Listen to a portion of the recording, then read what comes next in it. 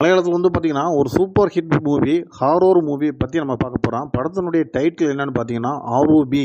இந்த படத்தினுடைய கதை என்ன அப்படிங்கிறத நம்ம கடைசியாக பார்த்துடலாம். அதுக்கு முன்னாடி இந்த படத்தில் பேய் இருக்கா இல்லையா அப்படிங்கிறது நம்மளுக்கு கடைசி வரைக்குமே தெரியாது. அந்த மாதிரி ஒரு படத்தை சஸ்பென்ஸாக கொண்டு போயிருப்பாங்க. சரி, படத்தினுடைய கதை என்ன அப்படிங்கிறத நம்ம தெரிஞ்சுக்கலாம். கிட்டத்தட்ட நூற்றாண்டுகளுக்கு முன்னாடி வந்து ஒரு மன்னர் இருந்திருக்காரு. அதுவும் மாந்திரிக மன்னராகவும் ரொம்ப திறமசாலியாகவும் இருந்திருக்காரு. அவருக்கு ஒரு அழகான காதலி இருந்திருக்காங்க. இந்த காதலியை ஒரு எனிமையாக உள்ள ஒரு மன்னரும் விரும்பியிருக்காரு. இதுக்கிடையில் என்ன ஆயிருக்கு அப்படின்னு பார்த்தீங்கன்னா, இந்த அதாவது மன்னரோட காதலியை அந்த எனிமி வந்து கொலை செஞ்சிடறாரு. இந்த கொலை செஞ்சதுக்கு பின்னாடி அந்த காதலி தன்னுடைய ஆசை காதலன் கூட சேர முடியாமல் போச்சு அப்படின்னு சொல்லிட்டு அவங்க பயங்கரமான ஒரு பேயா, அதாவது ஒரு பயங்கர மோகினி பிசாசாக மாறுறாங்க. இதை தெரிஞ்ச மன்னர் என்ன பண்ணுறாருன்னு பார்த்தீங்கன்னா, இப்படியே போச்சுன்னா இந்த நாட்டு மக்களை எல்லாத்தையும் அழிச்சிரும் அப்படின்னு சொல்லிட்டு மாந்திரீகம் கொண்டு அந்த பெண்ணை வந்து ஒரு சாமி சிலையில் வந்து கட்டி கிட்டத்தட்ட ஒரு பெட்டிக்குள்ளே பூட்டி அவங்க ஒரு அரண்மனையோட அடிவாரத்தில் வச்சிடறாங்க. இதுதான் படத்தினுடைய டைட்டிலே அந்த கதை சொல்லிடுறாங்க. சரி, அதுக்கப்புறம் என்ன நடக்குது அப்படின்னு பார்த்தீங்கன்னா, அதை காலாண்டு காலமாக காத்துக்கிட்டு இருக்க அந்த குடும்பத்தில் ஒரு பையன் வந்து சிட்டிக்குள்ளே வாழ்கிறாரு. அவருக்கு சின்ன பிள்ளைல அவங்க அம்மா சொன்ன அதே கதை அப்பப்போ மைண்டில் ஓடிக்கிட்டே இருக்குது.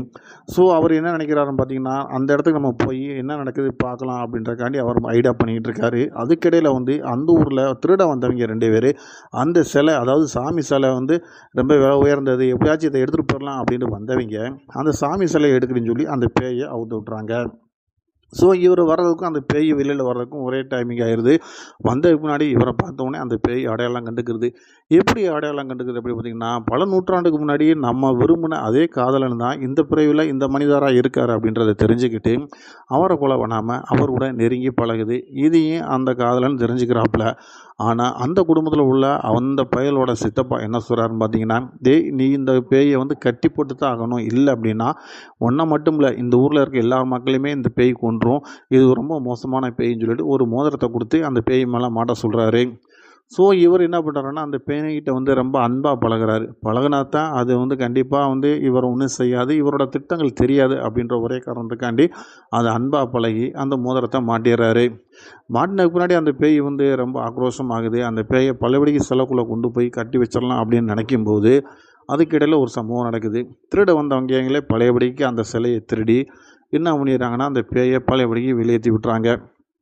இதுதான் இந்த படத்தினுடைய கிளைமேக்ஸு. இன்னும் சொல்ல போனோம்னா, இந்த பேய் வந்து உண்மையிலேயே அந்த மன்னர்களை கொண்டுச்சா, அவரை விரும்பின காதலனை கொண்டுச்சா அப்படிங்கிறது தான் படத்தினுடைய கிளைமேக்ஸு. உண்மையிலே இந்த படத்தில் இந்த பேய் இருக்குது அப்படிங்கிறத வந்து கிளைமேக்ஸில் தெளிவாக சொல்கிறாரு டைரக்டரு. இதுக்கிடையில் சிட்டியில் இவருக்கு ஒரு காதலி இருக்காங்க. இவர் ஏன் இப்படி ட்ரெஸ்ஸாக இருக்கார் அப்படின்றத தெரிஞ்சுக்கிறதுக்காக அவர் இவரை பற்றி டீட்டெயில்ஸை அனலைஸ் பண்ணும்போது அப்போ இவருக்கு வந்து அதாவது வந்து மென்டல் ரீதியாக இவருக்கு பிரச்சனை இருக்குது அப்படின்ட்டு ஒரு டாக்டர் ஏற்கனவே வந்து இவரை பற்றி சொல்கிறாங்க.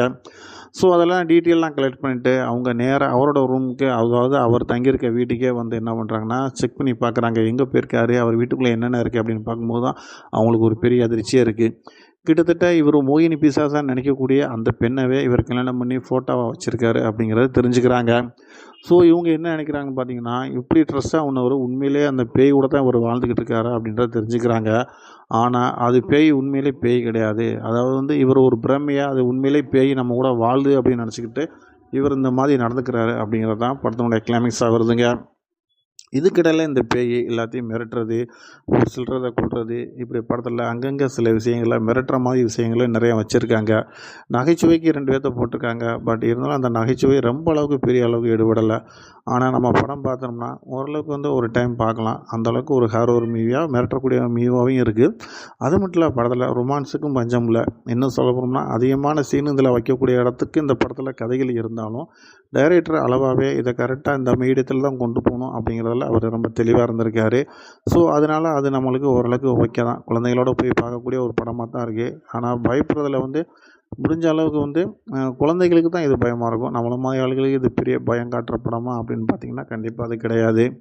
படத்தை வந்து ரொம்ப கம்மியாக 2 மணி நேரத்தில் இந்த படத்தை எடுத்திருக்காங்க. ஆனால் படத்தில் வந்து பார்த்திங்கன்னா 2 சாங் கொடுத்துருக்காங்க, ஒரு ஃபைட் கொடுத்துருக்காங்க, ஒரு கொலை கேஸ் நடந்திருக்கு. அதுக்கு இடையில் வந்து அந்த பேயை வந்து கண்டுபிடிச்சி அந்த பேயை வந்து கட்டி வைக்கும்போது அதுக்கான முயற்சிகளை பண்ணக்கூடிய சீன் எல்லாமே பார்த்திங்கன்னா ரொம்ப அற்புதமாக நல்லாயிருக்கும். அந்த பேயுமே பார்த்திங்கன்னா இவர்கிட்ட மட்டும் ரொம்ப ரொம்ப சந்தோஷமாக நியூனியமாக ரொம்ப பிரியமாக இருக்கிற மாதிரியும் மற்றவங்கள்கிட்ட வந்து ஆக்ரோஷமாக நடக்கிற மாதிரியும் காட்டுவாங்க. அதுவுமே பார்த்திங்கன்னா ரொம்ப பார்க்குறதுக்கு நம்மள சூப்பராக இருக்கும். ஸோ படத்தில் இன்னும் ஸ்பெஷல் அப்படின்னு பார்த்தீங்கன்னா, இந்த படத்தில் வந்து மெயினாக வந்து இவங்க 2 பேர் கேரக்டரை மட்டும் தான் காட்டுறாங்க.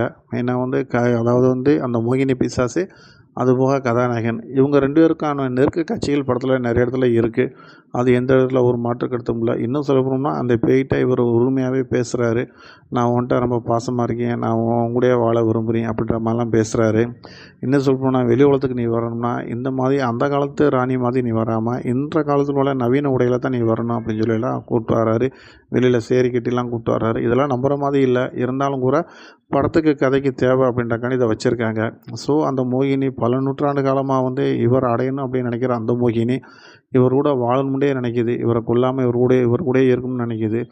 ஆனால் இவர் சித்தப்பா கருத்தையும் கேட்காம சித்தப்பா வீட்டு ஆளுகள்லாம் என்ன பண்ணினாருன்னே தெரில. அந்த பேயை அடைக்கிறதுக்கு முன்னாடியே அவங்களாம் இறந்து போயிடுறாங்களா? இதுக்கெல்லாம் யார் காரணம் அப்படிங்கிறது வந்து படத்தில் வந்து டைரக்டர் ரொம்ப தெளிவாகவே சொல்லலை.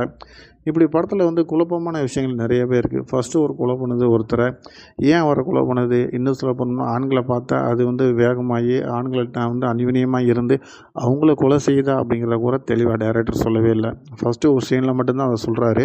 அதுக்கப்புறம் செகண்ட் ஹாஃபில் வந்து அதாவது செகண்ட் ஹாஃப் வந்து காதலன்னு வந்ததுக்கு முன்னாடி அதுக்கப்புறம் யாரையும் கொலை பண்ணுற மாதிரி சீன் எதுவுமே இல்லை. ஸோ எல்லாத்தையுமே பார்த்திங்கன்னா பேய் பார்த்து பயமுறுத்துது, மிரட்டுது, வைக்கிறது எல்லாமே பண்ணுது. அதெல்லாம் ஓகே தான். ஆனால் வந்து அந்த பேய் வந்து எதுக்காக இந்த இடத்துல நம்ம இருக்கிறோம், நம்மளுக்கு இவன் மட்டும்தான் இது வேணுமா அப்படின்ட்டு அவனை மட்டும் துண்டா தூக்கிட்டு போகணும் அப்படின்ற மாதிரி எதுவுமே படத்தில் இல்லை.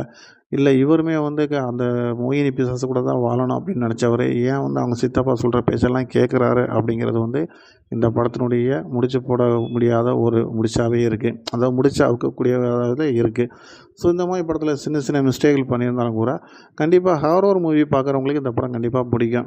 மற்ற நார்மலாக இருக்கிறவங்களுக்கு இது என்னடா இது படம் ஒரு சீரியல் மாதிரி போயிட்டுருக்கு அப்படின்னு தான் எல்லாருமே நினைப்பாங்க. ஏன்னா படத்தில் அங்கங்கே சில இடங்களில் வந்து மிரட்டலும் சஸ்பென்ஸும் இருந்தாலும் கூட ஆனால் நம்ம வந்து பெரிய அளவில் நம்ம எதிர்பார்க்குற மாதிரி ஒரு ஹாரர் மூவி அப்படின்ட்டு சொல்லிட முடியாது.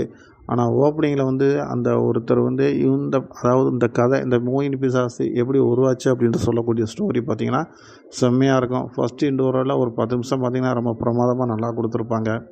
அதுக்கப்புறம் வந்து கதாநாயகி அப்படின்னு பார்த்திங்கன்னா கதாநாயகி வந்து பார்த்திங்கன்னா அந்த பேய்க்கான அந்த இது அட்ராக்ஷன் அந்த முகத்தில் காட்டணும் அப்படின்ற கண்டி மிரட்டுற கண்கள், நீண்ட மூக்கு, அதாவது கரவடைஞ்ச பல், இந்த மாதிரி வந்து நிறைய செலெக்ஷனில் வந்து அவங்க கதாநாயகியை சூஸ் பண்ணியிருக்காங்க.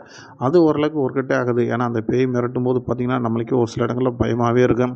கண்ணை மிரட்டி பார்க்குறது இது பண்ணுறது அப்படி எல்லாம் பார்த்திங்கன்னா உண்மையிலே செம்மையாக இருக்கும். ஆனால் கதாநாயகன்ட்ட வந்து எந்த இடத்துலையும் பயமே இல்லை. அவரும் ஒரு இடத்துல பயப்படுறாரு. இருந்தாலும் வந்து பெரிய அளவில் எதுவுமே இல்லை. இதில் சும்மா போயிட்டுருக்க போலீஸ்காரனையும் தேவையில்லாமல் உள்ளே கூப்பிட்டு இழுத்து விட்ருவாங்க. இந்த மாதிரி படத்தில் அங்கங்கே பழைய ஸ்டோரியில் உள்ள கதைகளை உள்ளே கொடுத்துருந்தாலும் கூட ஆனால் இந்த படத்தை வந்து கண்டிப்பாக ஒரு டைம் நம்ம பார்க்கலாம் அப்படிங்கிறது தான் என்னோட கருத்து. இந்த படம் பார்த்திங்கன்னா